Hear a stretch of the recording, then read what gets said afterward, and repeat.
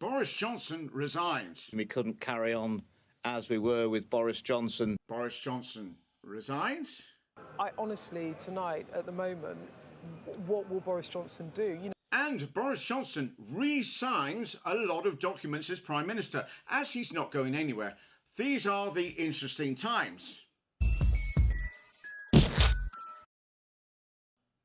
Hello all, my name's Matt Johnson and welcome to The Interesting Times, a show that likes to take a sideways swipe at politics right here in the UK. Well, it's all kicking off in Westminster. Let's go live now to the bunker. But what we're doing is not just using our fiscal firepower to help people. Right now, we're also taking the steps that are necessary to bear down on costs over the medium and the long term as well. Reforming... Crikey. Johnson looks like he's invited everyone to a pull my finger party. Some very unhappy faces. And following this meeting, Chancellor of the Exchequer Rishi Sunak and Health Secretary Sajid Javid both resigned from the government, citing Johnson's leadership as the reason.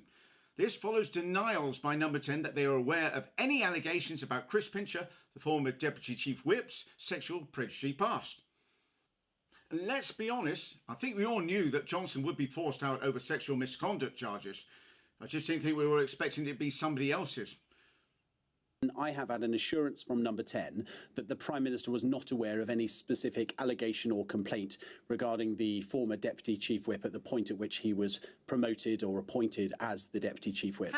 And had been a minister elsewhere, so I'm not aware that there was anything that was brought to the attention of the Prime Minister to make that change.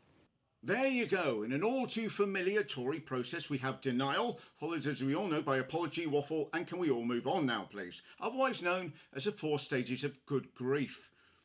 A letter was then sent from senior civil servant Simon MacDonald to say yes, the live sphincter was aware of specific allegations against Pincher. And Johnson then admitted that was right and he'd actually forgot about it. Forgot?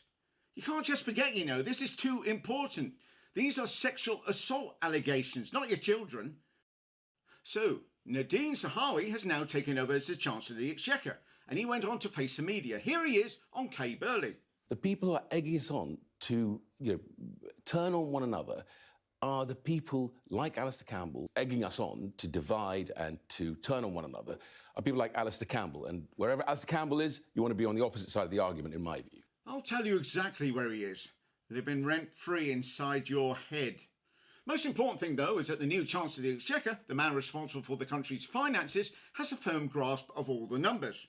As we've moved the threshold of national insurance up to £12,500, forgive me.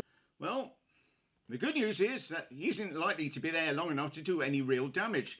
We are going to need somebody who can count, though, as the number of Conservatives resigning from posts or withdrawing support for Johnson is just growing and growing, including Nadine Zahawi, who's been Chancellor for less than 24 hours, at 2 beer a day. Like rats deserting a stinking shit. All except for Nadine Dorries, the Minister for Mockery, who tweeted her support for Johnson. Although, even the voices in her head were telling him to go. It is strange to think that a man that spent so much of the lockdown toasting at parties should now be toast at his party. But say what you like about Johnson, he's not one to take a hint, even when it's been delivered by megaphone. Or karaoke. Street, is it a... Gotta get him to go away.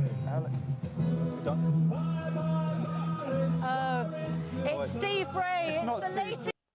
Johnson is currently clinging on with the desperation of an interior decorator who knows that they're about to lose that sweet £800 for wallpaper gig. So what next?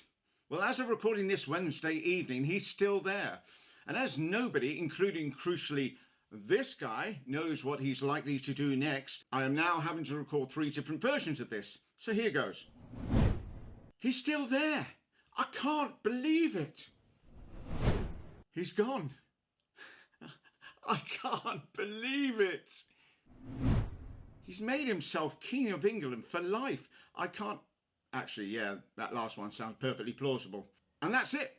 No time to talk about really anything else because, let's be honest, we're all too fixated on this. But good luck to the England and Northern Irish women's football teams in the Euros that start on Wednesday evening. And apparently, Nadine Dorries has also wished them well. She said her favourite footballing moment came when Tiger Woods scored a magnificent try for Hootie and the Blowfish of the bowling of Michael McIntyre. Oh, and finally, if you are all enjoying these vids, then please do subscribe and hit all the notifications button. And I'll see you all for the next exciting instalment next week. Take care.